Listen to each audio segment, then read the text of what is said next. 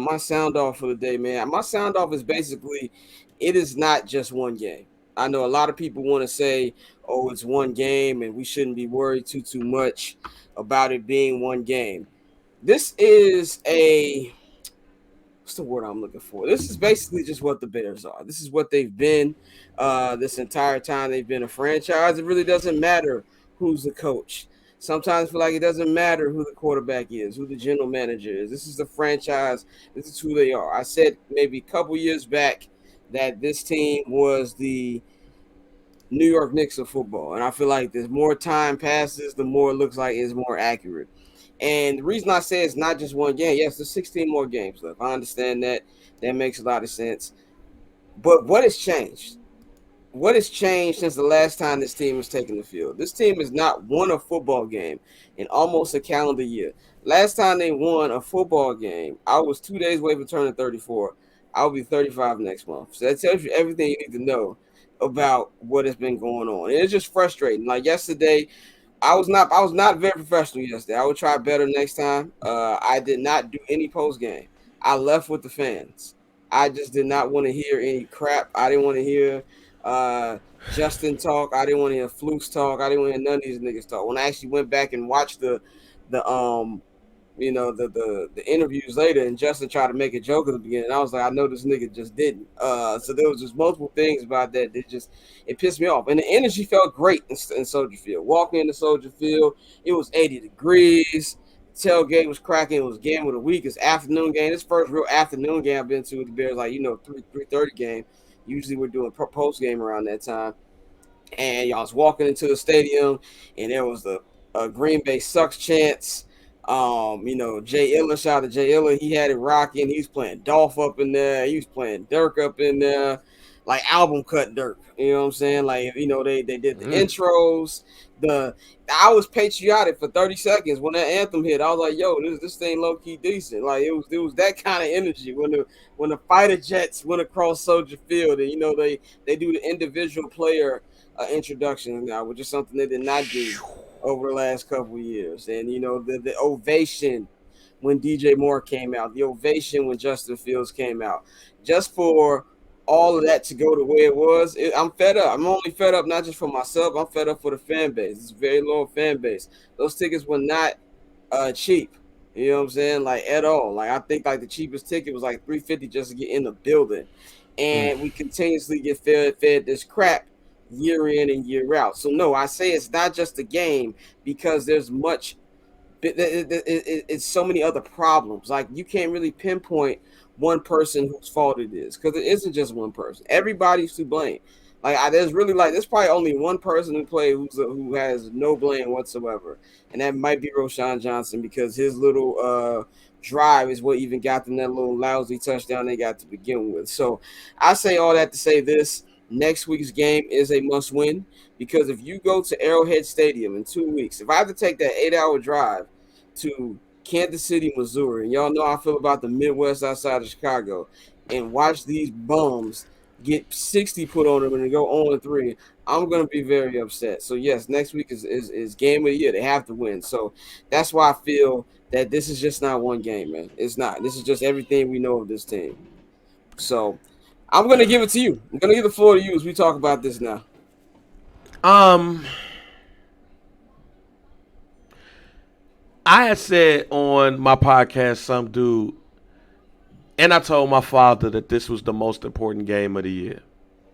No matter what happens, the Bears can win off all the rest of the games of the year. It's the most important game of the year. The reason why is simple. It's the changing of the guard. It is the transference of ownership. It is all of those things. This is the first time in almost 30 years that there's a different quarterback that's going to be starting the year off playing you on your rival team, and the team looked like they were unprepared. Now it took me a minute to get to where I'm at right now. And yeah, this is a team loss. But goddamn it, this right here proved to me that we ain't got the right coaching staff. And I'm jumping off that ledge. And the reason why is simple. You can't get the team ready for this game here, with the Packers, Jordan Love, ain't Aaron Rodgers or Brett Favre. I don't give a damn how y'all try to twist it out to one game. The team also didn't have their starting wide receiver. Romeo Doubs, the dude who scored 2 touchdowns, wasn't healthy. Nope. Now, yeah, the trenches, they got. But you had reasons to say, hey, this is a winnable game.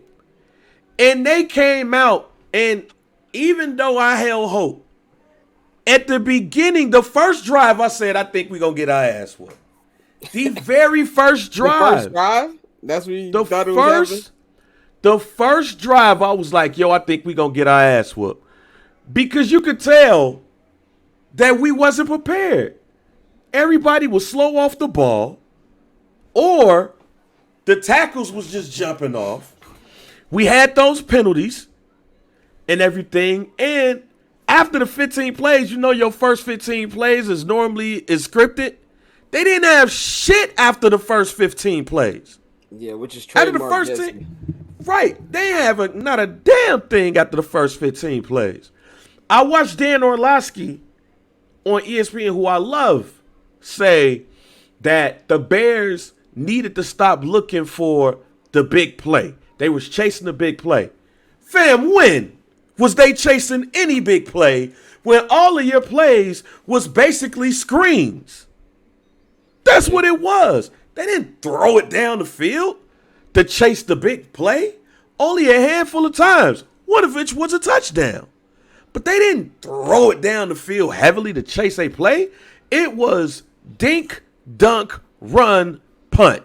Dink, dunk, run, punt. The shit looked like John Shoot. That's what the shit looked like. And that's just the offensive side of the ball.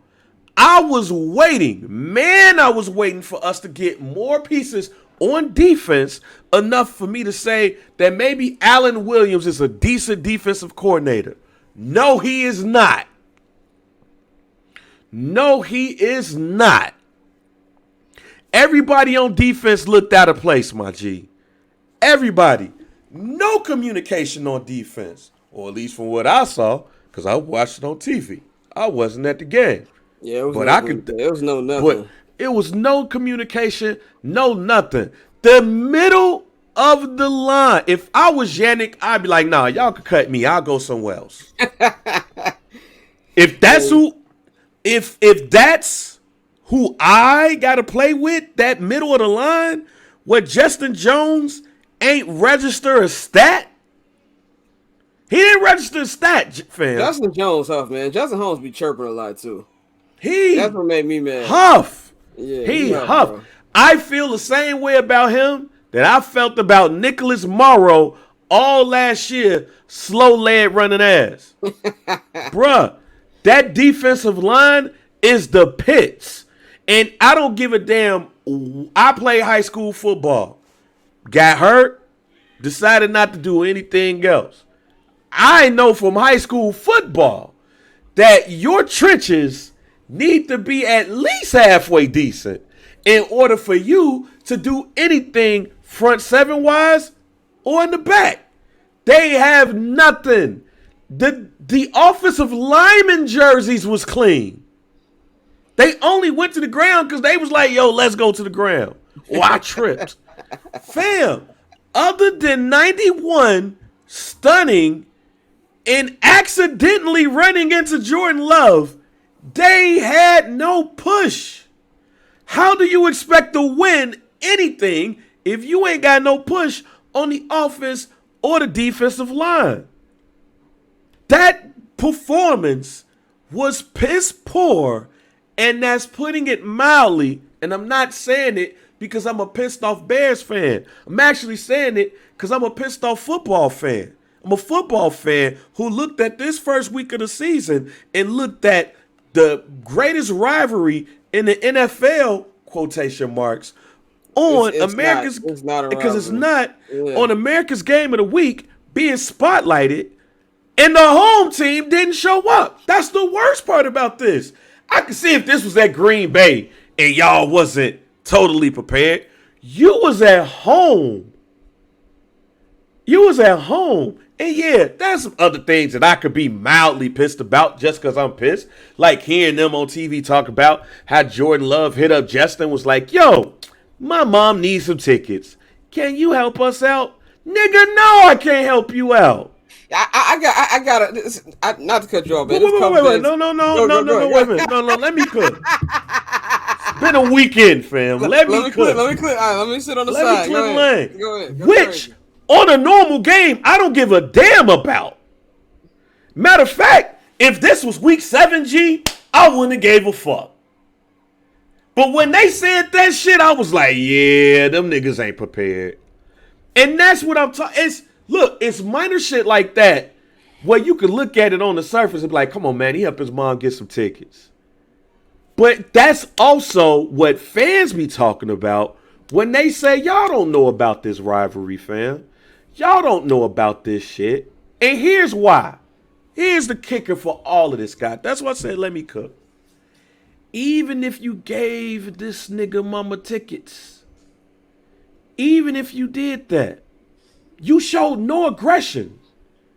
And here's the thing. If we would have got our ass whooped, that's cool. We got our ass whooped. But you showed no aggression.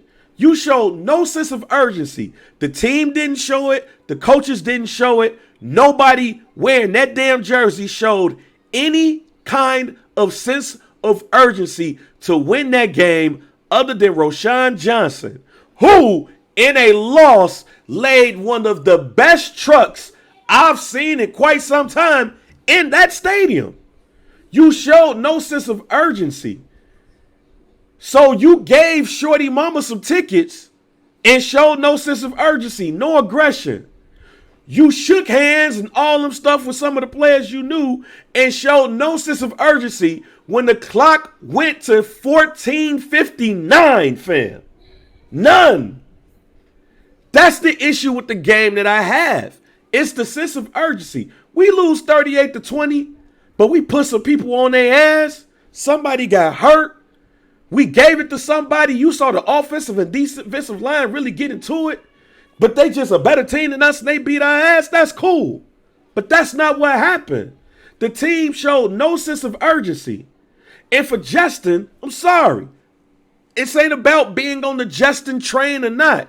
It's the fact that your motherfucking ass came at the press conference and was like, yo, I'm sorry. What is you apologizing for? That's why we know y'all niggas didn't get it. Because you apologize, fam. If you showed some type of sense of urgency, if you showed some type of aggression, if you showed any type of feeling that this is Bears-Packers, you ain't apologizing at the end of the game. But you apologize because you knew in that locker room there wasn't none of that sense of urgency. It wasn't none of that aggression. It wasn't none of that, hey man, it's the first game of the year. Let's go ahead and get it. Y'all did that in the rain last year with the San Francisco 49ers.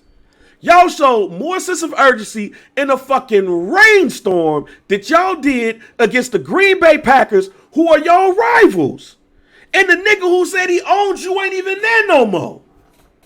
Y'all play all that dirt. Y'all play all that.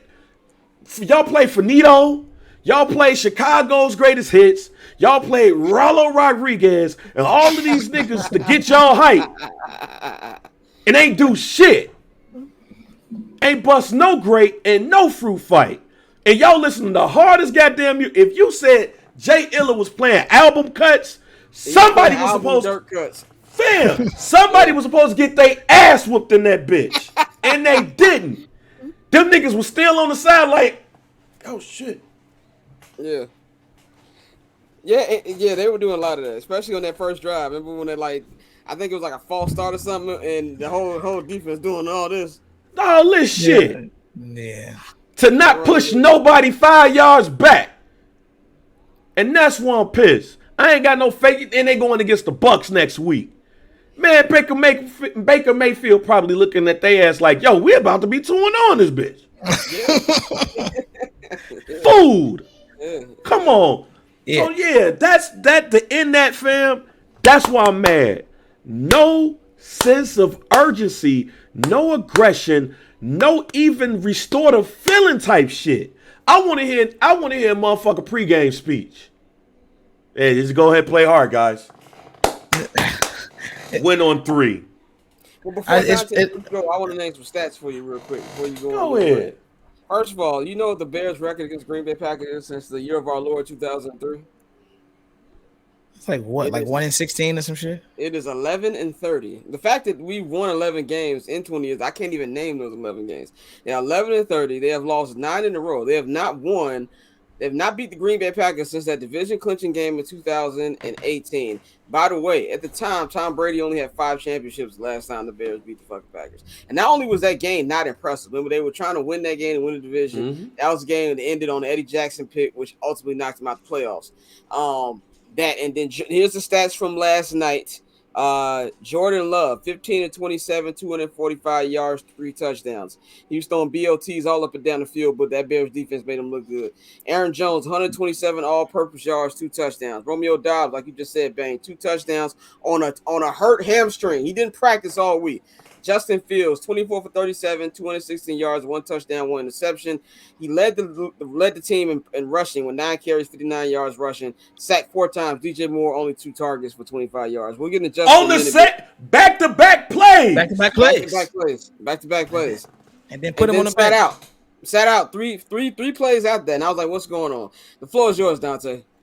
Brothers. I was in the airport. Shout out to Dulles, probably one of the worst airports in the United States of America. I was in that bitch from 6 a.m. to 9 p.m. because of canceled flights. And that still wasn't a low light on my motherfucking Sunday. That's how bad this game was, G. Like, that's how bad this game was. And you talk about, you mentioned restoring. No, they restored the feeling, all right? The feeling that these niggas is terrible. That's the only feeling you got, bro. You sit there and, like, I'm sitting there, and you said the first drive, when we got stuffed on 3rd and 4th down, I said, oh, my goodness. I said, bro, this is the same shit we just seen. And then as you saw the plays more and more, no plays down the field, no attempts to stretch the field. Everything we talked about them preparing for, everything we said last week that we wanted to see and we thought we were going to see, you didn't see any of that. You saw the same things over and over and over, bro. And so, like, as I sat there, once they really started going, I said, nah, this ain't it. And then it's crazy because, we in the airport, so naturally I'm sitting next to Green Bay Packer fans. And they looking at and when I tell you they laughing at me, telling me, hey, gonna get ready for that Caleb Williams sweepstakes, huh? Like, it was just this shit was unbelievable because we've sat here for an entire offseason, and this is why I agree when I say, like, the coaching staff, I think fuck that whole first game shit. The coaching staff, they should have been told at the end of the game, hey, if y'all lose to the Bucks, y'all don't have jobs no more. Like, it should be that urgency. It should be that type of atmosphere in the building because you don't have this much time to prepare for this game, and this is what you do. This is what you put up. This I know we can do the all 22 shit, and I really don't like that because even though you see the plays, we don't always know what the reads are, what the progressions are supposed to be on the play. So it's NFL Twitter just all 22 and think they Kyle Shanahan. Yeah, it's telling half the story. If you don't know the reads, then let's relax on that. But at the same time, one thing we wanted to see with Justin was, bro, let that bitch ride. If you throw a pick, you throw a pick. I want to see you attempt to throw the ball. I want to see you try to hit people in motion, throw people open. All the things we know you can do.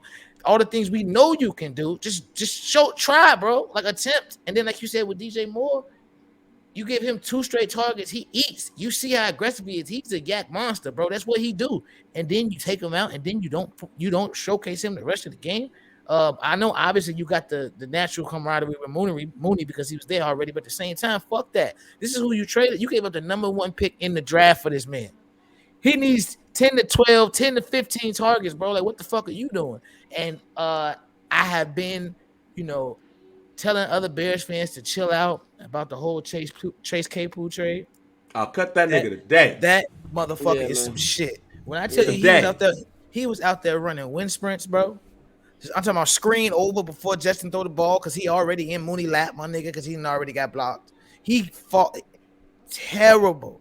terrible. And this is another player, like you said, he used to make little smart remarks about, the media on his ass. Why they on him? Like, this is why, because we traded for you. You were supposed to be a key piece in this offense, and you've done nothing. You've had a whole offseason, so the whole he don't know the playbook shit, that don't ride no more. Like, it was just like, what the fuck are you doing?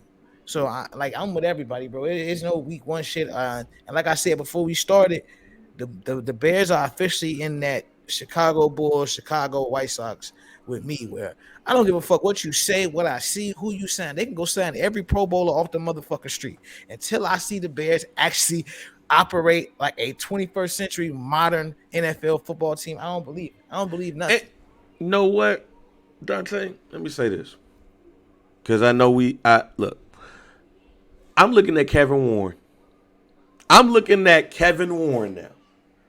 I know he was there to help build that stadium and all. You are the president of the team. You oversee everything. Everything. You are the president of the team. You run that team.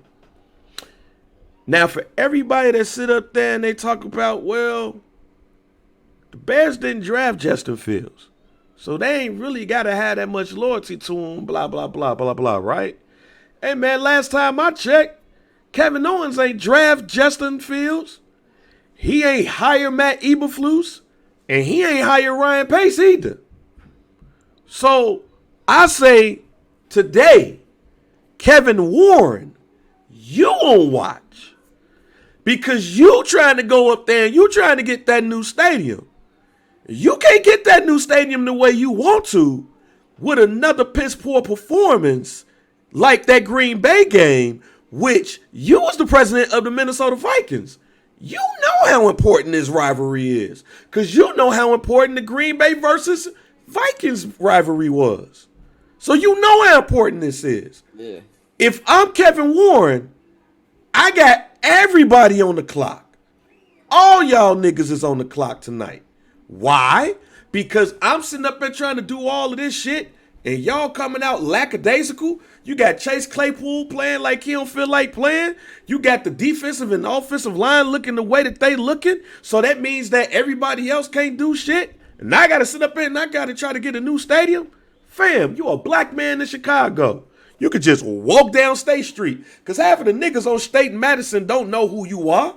Half of the black folks in the Magnificent Mile don't even know who you are. Nigga, just walk down State Street, Kevin Warren. Go walk down Michigan.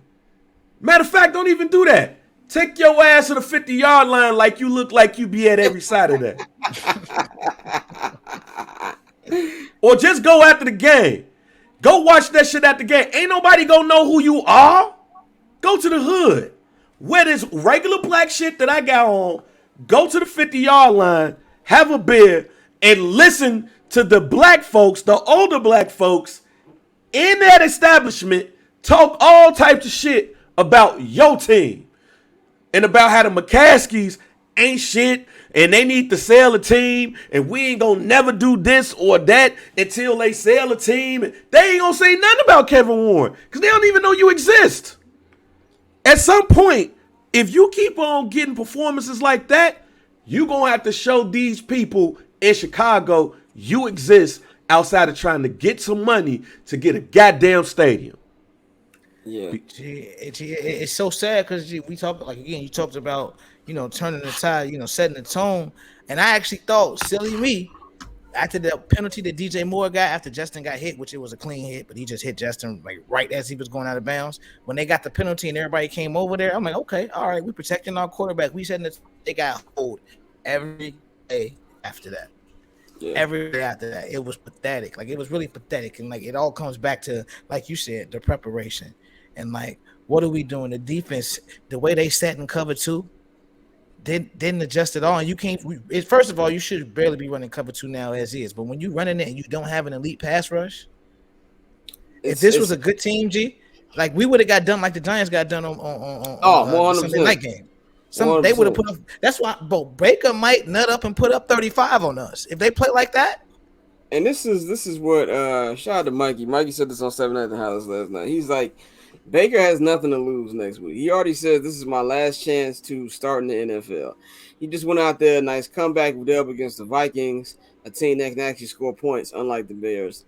They'll be at home. They still, like, you can say whatever about Buck Baker. They still got good receivers. They still got Mike Evans. They still got Chris Godwin. You know, they know how to move the football, especially against this defense that was making Jordan Love look legit. And what made me the angriest about this game is like what we've been saying, preparation, bro. Like, we've been having this debate in the group chat about preseason reps, and it really showed out in this. Like, you could tell Nate Davis played like a nigga who ain't practiced all summer. Now he's getting blown. If you got a rookie like Darnell Wright looking the best out of the entire line, full of veterans, that is a problem. I love Eddie Jackson. Y'all know I love Eddie Jackson. What was that? What was that yesterday? What was that? I love Jaquan Brisk. I think he's got all pro written all over him. You don't get banged on the way you got banged on, pause, and then go to the media and say, oh, Jordan Love, he's just number 10. He's nothing special. Yeah, he's special enough to whoop y'all.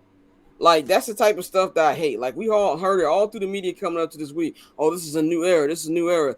We're gonna change everything, our direction. Everything's gonna be changed. No, nothing changed. It's the same thing.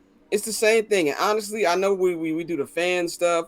I'm a fan. I'm gonna always be a fan, even though being in media actually helped me yesterday. Even though I left for the post game, didn't do the post game years before, I'd have tore a whole bunch of stuff up in there. I'd have been upset beyond means. But it's just like, we got to stop talking to Packers fans. This is not a rivalry. No matter how much we want to hope it's a rivalry, it's not a rivalry. It's not. Like, then you got guys like Rasul Douglas. He's walking through your house saying, "Oh, we done did it with Favre for 30 years. We did it with Rodgers. Now we're gonna do another 30 years." And what you gonna say? You can't say nothing. You can't say nothing. It's facts. You can't get mad at anything. You got Jair. Jair talks, period. They could have lost Jair gonna talk. But now he's like, oh, yeah, I locked DJ Moore. We thought I was going to do that nigga. Like, y'all allowing this in y'all house. Aaron Rodgers is getting his best Sex in the City on in Manhattan right now. And y'all still getting lost. That to me was the most deflating Packer loss. And we've had a lot of them, by the way. We're talking about a team we literally lost to 56-3. I think it was like 49-0 at halftime one time. It was a Sunday Night Football 2012, 2013, whatever. There's so many hits you can. This is the most deflating loss against the Packers since that 2019 opener. Remember that 2019 opener? Oh, the Bears. They coming off the double doink. They got a better team this year. They put us on the first game. That was the first year the NFL never did the Champions Opening. First game, Soldier Field, NBC, Al Michaels, Chris Collinsworth. You niggas scored 3 points. 3 points. This is the most. That was the game. I think Rasul Douglas still.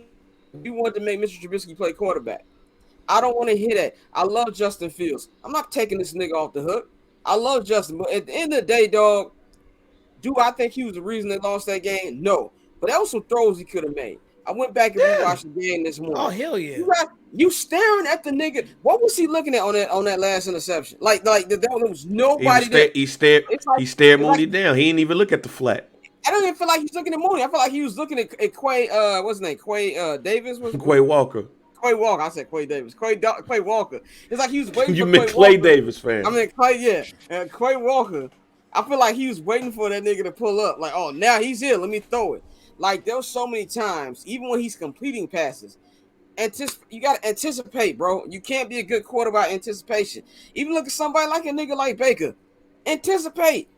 Like, the mediocres of Nick. Bryce Young in his first ever NFL start. Anticipation throws. Letting it rip. And so I blame Justin. Luke Getsy. They went up there on the field. And so he went in the post game. And it was, that was the plan to do lateral passing. What are you doing? Like, I don't understand the game plan. I don't understand anything about that. Like, once the defense is gonna be the defense is gonna be. I said the defense, and especially that defensive line, was gonna be the Achilles heel all year. But you can't go out here with the weapons you got. Chase Claypool, like you said, Dante. I've been taking up for this dude. Really, not even just since he's been here. I've been taking up for him in Pittsburgh. But what kind of stuff is this? And I thought he had a great camp. He was my camp MVP person. He wasn't even trying. And if you're gonna put Equinemius St. Brown on the inactive list with the stuff that Chase is doing, you might as well activate EQ. At least he gonna block.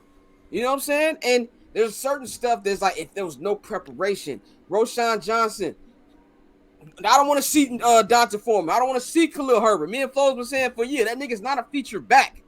Yeah. Like it's just so many stuff that I could just go over. I just don't know what to say about this team anymore. Yeah, bro, and it's unfortunate because as usual, like in typical Chicago fashion, we feel like we right on that precipice of change. We feel like we right there. It's like, okay, we got everything in place. We got everything we want to do. And to your point with Justin, I'm past, like, even though, like I said, I feel like Getsy called a bad game. I'm past strictly blaming him. Like, not saying you got to go full Willie Beeman, bro, but it's like the Mooney play. When we watched that play, bro, it was like ain't no fucking way. Yeah. Ain't no way you don't see him come open behind the linebacker, bro. Like, it's right in front of you, and then you wait and you get sacked. That was one of the couple plays where he had a clean pocket and just didn't make the throw. I know the other play, like I said, I don't knock him on that because, yeah, he got a first down. But when you got these chunk plays out in front of you and you know your offense struggles to get points, you got to go get it. Like, you have to. Like, and so, like I said, at this point, bro, fuck it, throw the pick. Like, if you got to do that, but like, you have to start making these throws and start setting it up. And when you see all of that around the league and you don't see it in Chicago, it's like, come on, bro. I got a question for y'all. Do y'all think that this is mainly because I said this on 7 Night to Hellas last night. I would have much more liked Justin to be Huff than what I saw last night. Because then I got a clear answer. I don't even know what to think. Do y'all think it's coaches don't trust him? And if they don't trust him, you should have kept the number 1 pick. If you didn't trust Justin, you should have went ahead and drafted Bryce Young. If you didn't trust him, so you think it's the trust thing, or do you think they calling stuff, but Justin just not throwing it? What do y'all think? Yeah, at this point, I can't say they don't trust him. Like, at this point, I think he's not reading it. Like, a lot of people, I tried to disagree when they said, coming out of O State, he was a one read guy. But I think, as we talk about a lot of times, those quarterbacks at Ohio State are spoiled because you have an amazing O-line, you have amazing wide receivers. They're going to get up. You have an NFL scheme. So coming here and then in year one, essentially, I asked my homies today, I was like, do y'all think Matt Nagy broke him, like, with all those sacks and with, like, just to the fact where, like, he just does not trust anything? Because, like, when you look at these plays again, like I said, we don't know the reads and everything, the progressions he's supposed to go through.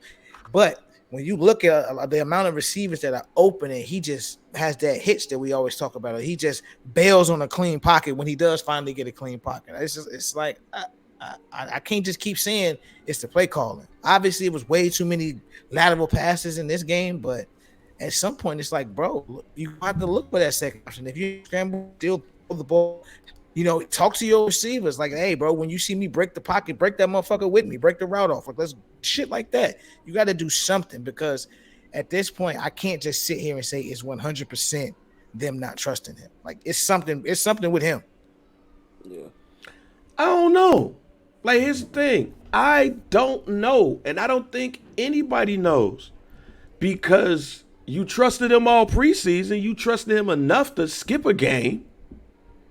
You trusted him enough to only get 3 passes off, which 2 of them were screens, and not bring him back in the game. You trusted him enough when he got hit in that Buffalo game to him to take the hit, and you like, oh no, let's bring him back. You trusted him enough to say, yo, we don't need him to get hurt, so you trusted all of that. I have no clue, because some of it is, okay, maybe that's the case, but then I look at them like, nah, they trust him. But then I look at it and say, maybe they overcoaching him. Like, are they doing what Nagy did and trying to make him something that they ain't? They only did one design run the whole damn game, and they knew it was coming. It was like the Packers knew these Marks' game plan the whole damn time, and they didn't deviate from shit. So I want to say that this game is an outlier, because they didn't do the coaches didn't do anything on both sides of the ball. Like, on both sides of the ball, they didn't do anything. So I don't want to say that they don't trust them. My question is, do they trust themselves? Like, when we gonna see some fire out these niggas, fam? Like, we ain't see Allen Williams getting mad not one damn time. Like, when you gonna get aggressive? When you gonna walk outside of what's the damn reality show they got on the damn ChicagoBears.com? Like, when you gonna get up in Eddie Jackson's face? Yeah. Like, when you gonna get up at Jalen Johnson? Fam, Romeo Dobbs ain't practiced all week. and he got a hamstring injury. You ain't taking advantage of it. And he got cooked. Smoked him. Where you go? He got cooked. He got cooked. So that's what I want to see. I want to see, especially on that defensive side of the ball, him look at them and be like, y'all huff. But you know what the players gonna say? The fuck is y'all got us running? They didn't deviate from that damn zone all goddamn game. You drafted Tyreek Stevenson, who's a man-to-man corner. That's what he did in college. And you got my man out there playing zone. It doesn't like only the Bears make stuff that's simple for like what makes me angry as a Bears fan, and we're gonna move on to the next topic because we are on the time crunch here. What makes me the angriest as a Bears fan when I watch other teams, and not even the great teams like the Chargers or the Chiefs or the Eagles. It be the huff niggas. Like I watch the Texans and I see stuff that we don't do, and it blows my mind. Gee, I live in Atlanta, my nigga. So I've seen the Falcons for years put up 27 to 34 points, putting points on the board, moving the ball in different ways. They got Arthur Smith down here. He don't want to throw the motherfucking ball. And they still get 7 yards of pop, G. And they still do things that we just simply cannot do. We can't fall forward in 3 yards. This shit is crazy. When Cole Kmet took their hand off, bro, and basically fell straight fucking down, I said, ain't no way. Ain't no way. Ain't no way.